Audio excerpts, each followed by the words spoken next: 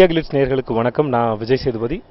ஏற்கனவே வந்து தென்மேற்கு பருவக்காற்று சுந்தரபாண்டியன் படத்தில் பார்த்துருப்பீங்க. இப்போது நடுவில் கொஞ்சம் பக்கத்தை காணும் இந்த படத்தில் ஹீரோவாக பண்ணியிருக்கேன். இந்த படத்தோட டைரக்டர் வந்து பாலாஜி தரணிதரன், கேமராமேன் வந்து பிரேம்குமார், எங்கள் படத்தோட கேமராமேன். ஏற்கனவே சுந்தரபாண்டியன் பசங்க படத்தில் அவர் தான் கேமராமேன். இந்த படத்தில் வந்து நான் பிரேம்குமார் அவருடைய லைஃப்பில் நடந்த ஒரு இன்சிடென்ட் தான் பாலாஜி கதையாக பண்ணியிருக்காரு. அது வந்து அவர் லைஃப்பில் நடந்த ஒரு இன்சிடென்ட், அதாவது அவர் டெம்பரரி மெமரி லாஸ் அவருக்கு ஒரு 2 நாள் ஏற்பட்டது. ஸோ அதை எடுத்து இவருடைய கொஞ்சம் கற்பனையும் கலந்து ரொம்ப இன்ட்ரெஸ்டிங்கான ஃபில்மாக பண்ணியிருக்கார். இந்த படம் வந்து டெம்பரரி மெமரி லாஸ்ங்கிற போது அவனுக்கு எப்படி அடிப்பட்டதுங்கிற ரிப்பீட்டேஷனாக சொல்லிகிட்டே இருப்போம் ஒரு ஸ்டேஜில். ஸோ எனக்கு வந்து அந்த கேரக்டருக்கு அதே மாதிரி அடாப்ட் பண்ணுறது ரொம்ப கஷ்டமாக இருந்தது. ஏன்னா ஒரு மாதிரி இன்னசென்ட்டாக இருக்கணும், ரிப்பீட்டேஷன் இருக்கணும், ஆனால் போர் அடிக்கக்கூடாது. ஸோ நான் ரிஹர்சல் மட்டுமே கிட்டத்தட்ட 1 மாதம் பார்த்தேன்.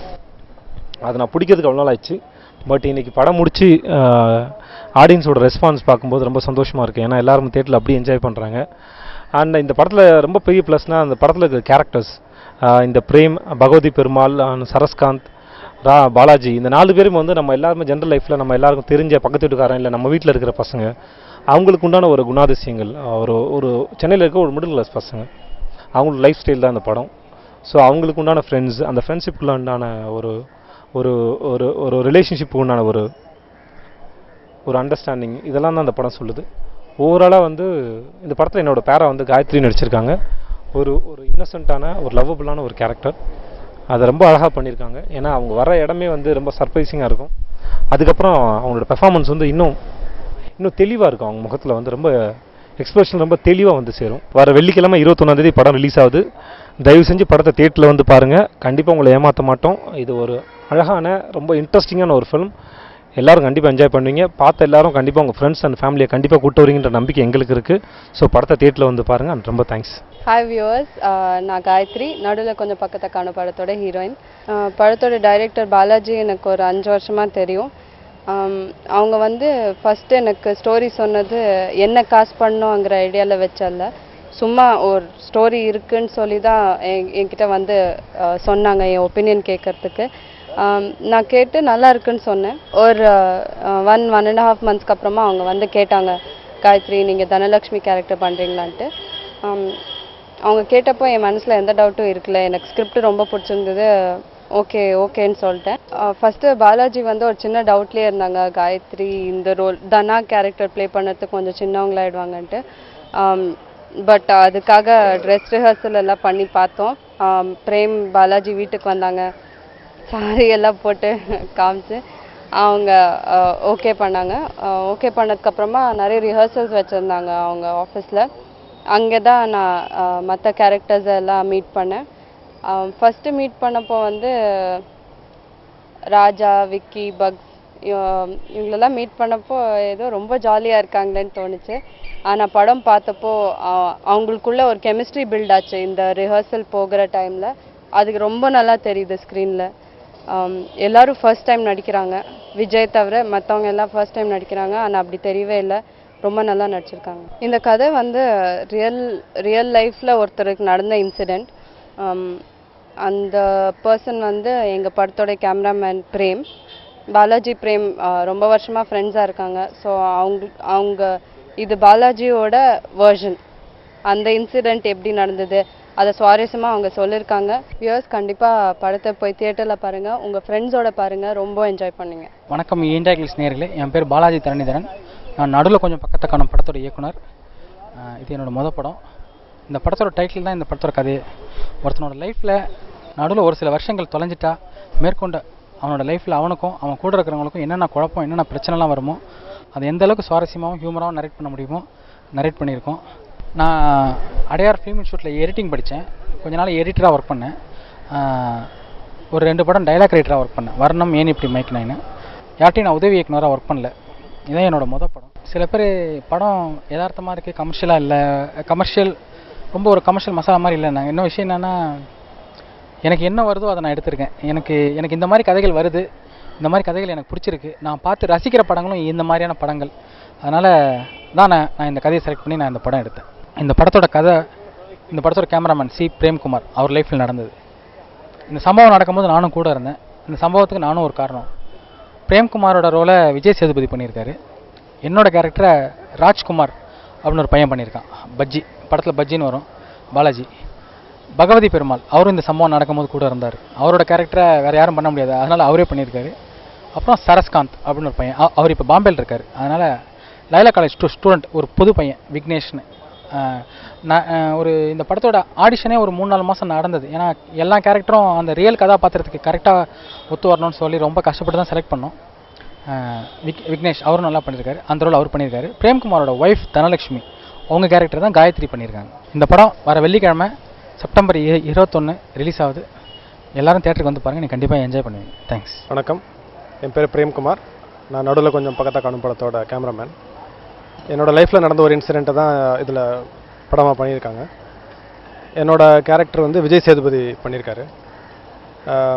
இந்த படத்தை வந்து நாங்கள் ஆக்சுவலாக ஒரு படம் ஃபுல்லாகவே கொஞ்சம் யதார்த்தமாக இருக்கணும் அப்படிங்கிறதுக்காக ஒரு ஜென்ரல் சினிமாவில் வர்ற மாதிரி ஒரு ஸ்டாண்டில் வச்சு இல்லை ஒரு க்ரெயின்லேயோ அந்த மாதிரிலாம் எடுக்காமல் ஃபுல்லாகவே ஹேண்டில் தான் எடுத்தோம். ஸோ படம் பார்க்கும்போது உங்களுக்கு ஒரு உண்மையான சம்பவத்தை பார்க்குற மாதிரி தான் இருக்கும். அட் த சேம் டைம் அது இன்ட்ரெஸ்டிங்காகவும் இருக்கும். ஸோ இது 5Dயில் எடுக்கிறதுனால இதில் நிறைய ஒரு ப்ளஸ் பாயிண்ட்ஸ் இருந்தது. என்னென்னா அது டிஜிட்டல் ஃபார்மேட் அப்படிங்கிறதுனால நீங்கள் நினைக்கிற வரைக்கும் இதில் டேக்ஸ் போக முடிஞ்சுது. மெயின் விஷயம் ஒரு பர்ஃபார்மன்ஸ் பர்ஃபெக்டாக வரணும் அப்படின்னா அதுக்கான ஒரு ஃப்ரீடம் எங்களுக்கு இருந்தது. ஸோ பர்ஃபார்மன்ஸ் அப்படின்னு சொல்லும் போதே என்னென்னா அந்த படம் ஃபுல்லாகவே ஷூட்டிங்க்கு முன்னாடியே வந்து இருந்த 4-5 கேரக்டர்ஸ்க்குமே வந்து ரிஹர்சல் கொடுத்து அப்படி தான் கூப்பிட்டு போனாங்க. இதில் நடித்த அந்த 4 பேருமே அவங்க பர்ஃபார்மன்ஸ் வந்து ரொம்ப யதார்த்தமாக வந்து அமைஞ்சுது. காரணம் என்னென்னா அதுக்கு அவங்களுக்கு கிடைச்ச ரிஹர்சல் ப்ளஸ் பாலாஜியோட கான்ட்ரிபியூஷன் தான். ஸோ இதில் ஒருத்தர் வந்து அவரோட கேரக்டர் அவரே தான் பண்ணியிருக்காரு. மற்றவங்கெல்லாம் என்னோடய ஃப்ரெண்ட்ஸ் கேரக்டர்ஸ் வந்து அவங்க பெர்ஃபார்ம் பண்ணியிருக்காங்க. ஸோ எனக்கு பார்க்கும்போது நிஜமாகவே விஜய் பார்க்கும்போது எனக்கு என்ன பார்க்குற மாதிரி தான் இருந்துச்சு. மற்ற 2 பேர் பார்க்கும்போது அந்த கேரக்டர்ஸை பார்க்குற மாதிரி தான் இருந்துச்சு. ரொம்ப சந்தோஷமாக இருந்தது படம் முடிக்கும் போது. நடுவில் கொஞ்சம் பக்கத்தை காணும் செப்டம்பர் 21 தியேட்டர்ஸில் ரிலீஸ் ஆகுது. கண்டிப்பாக நீங்கள் தியேட்டர்ஸில் வந்து பார்க்கணுன்னு கேட்டுக்கிறேன். Thank you. Hi India glitz viewers, நடுவில் கொஞ்சம் பக்கத்தை காணும் ப்ரொடியூசர் ராஜ்குமார்னா. இந்த படத்தை வந்து பாலாஜி தரணிதரன் டைரக்ட் பண்ணியிருக்காரு. ஸ்ரீ பிரேம்குமார் கேமரா பண்ணியிருக்காரு. பேட் சங்கர் வந்து மியூசிக் பண்ணியிருக்காரு. இது ஒரு ரியல் லைஃப் பேஸ்ட் ஸ்கிரிப்ட். இது இன்ட்ரெஸ்டிங்கான படம். காமெடி தான் என்னோட ஜானரு. லைவ்லியாக பண்ணியிருக்கோம் இந்த படத்தை. எல்லாருமே என்ஜாய் பண்ணி லைவ்லியாக பண்ண ஒரு படம் இது. டிஃப்ரெண்ட்டாக ஃபிலிம்ஸ் பண்ணணுன்றது என்னோடய ஆசை. டிஃப்ரெண்ட்லி எல்லா ஆடியன்ஸும் வந்து ஆசைப்படுறது என்னென்னா படம் பார்த்துட்டு இது ரெகுலர் சினிமா, இது புதுசாக இருக்குது, நியூவாக இல்லை, இதில் எல்லாமே இருக்குது அப்படின்ற மாதிரி ஃபீல் பண்ணுறாங்க. இந்த கதையை கேட்குறச்சு எனக்கு நியூ எலிமெண்ட் நிறைய தெரிஞ்சுது. டெஃபினட்டாக ஆடியன்ஸுக்கு என்ஜாயபுளாக புதுசாகவும் இருக்கும் இந்த படம். Please watch this film. நிச்சயமாக நீங்களே அதை சொல்லுவீங்க. Thank you very much. வணக்கம், இந்தியா கிளிட்ஸ் வியூவர்ஸ். என் பேர் ராஜ்குமார். பேசிக்கலி நான் வந்து அசிஸ்டன்ட் டைரக்டர். நடுவில் கொஞ்சம் பக்கத்தை காணும் படத்தில் வந்து நான் டைரக்டர் பாலாஜியோட கேரக்டர் தான் நான் பண்ணியிருக்கேன். பாலாஜியோடைய லைஃப்பில் நடந்த ஒரு உண்மை சம்பவம் தான் இந்த கதை. இந்த படம் வந்து ஃபுல் அண்ட் ஃபுல் ஒரு காமெடி ஃபிலிம். பேசிக்கலி நான் தியேட்டர் ஆர்டிஸ்ட். ஸோ ஆனால் அசிஸ்டன்ட் டைரக்டராக ஒர்க் பண்ணிகிட்டு இருக்கும் போது பாலாஜி என் ஃபோட்டோ எங்கேயோ பார்த்துருக்காரு. பார்த்துட்டு அவர் வந்து ப்ரொடியூசர்கிட்ட சொல்லியிருக்காரு. ப்ரொடியூசருக்கு எனக்கு முன்னாடியே தெரியும். ஸோ அப்போ வந்து அப்ரோச் பண்ணாங்க. இப்போ ஆடிஷன் நடந்தது. ஸோ நான் ஆடிஷன் பண்ணிவிட்டு பாலாஜி வந்து அவருடைய கேரக்டர் தான் பண்ணணும்னு சொல்லிவிட்டு அதுக்கேற்ற மாதிரி கொஞ்சம் மோல்டிங் பண்ண வேண்டியது இருந்தது. ஸோ ரிஹர்சல்ஸ்லாம் பண்ணோம் 3 months.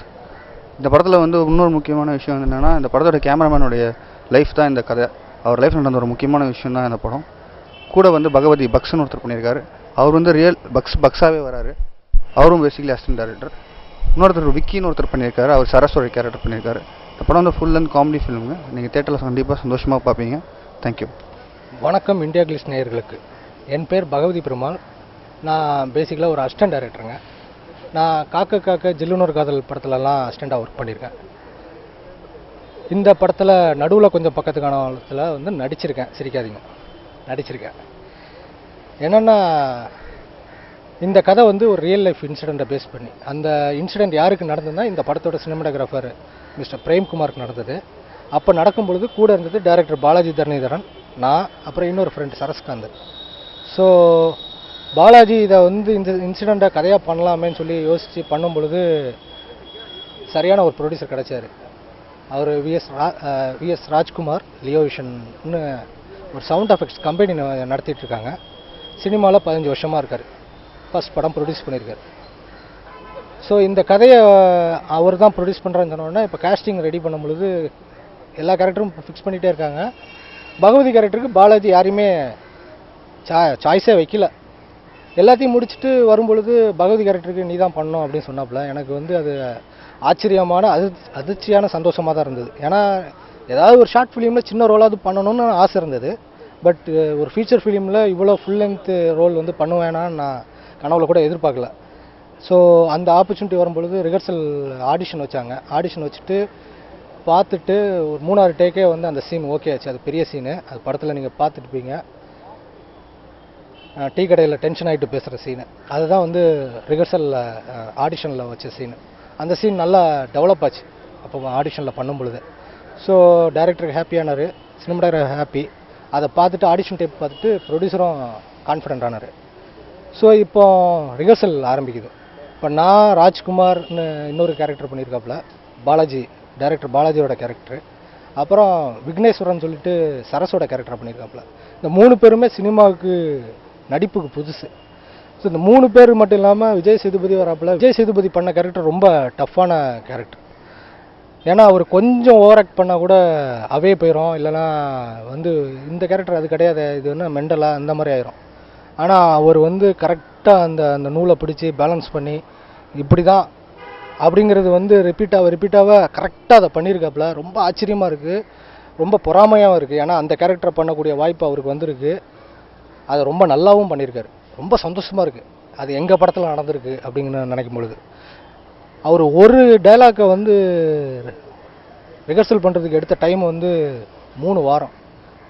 அப்படி என்ன 3 வாரத்துக்கு ஒரு டைலாக், அப்படி என்ன டைலாக் அப்படின்னு நீங்கள் கேட்கலாம். 21ஆம் தேதி ரிலீஸ் ஆக போகிற இந்த படத்தை வந்து நீங்கள் தேட்டரில் பார்க்கும்பொழுது அது உங்களுக்கு தெரியும்.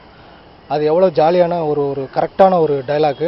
அதுக்கு ஏன் இவ்வளோ டைம் ஸ்பெண்ட் பண்ணணும், டைம் ஸ்பெண்ட் பண்ணால் அதோட எஃபெக்ட் என்னவாக இருக்கும், அது இதாக தான் இருக்கும். ரொம்ப சந்தோஷமாக இருக்குது. 21ஆம் தேதி எல்லோரும் தேட்டருக்கு வந்து இந்த படத்தை பாருங்கள், என்ஜாய் பண்ணுவீங்கன்னு நான் கேரண்டி கொடுக்குறேன். ரொம்ப சந்தோஷமாக இருக்குது. நன்றி, வணக்கம்.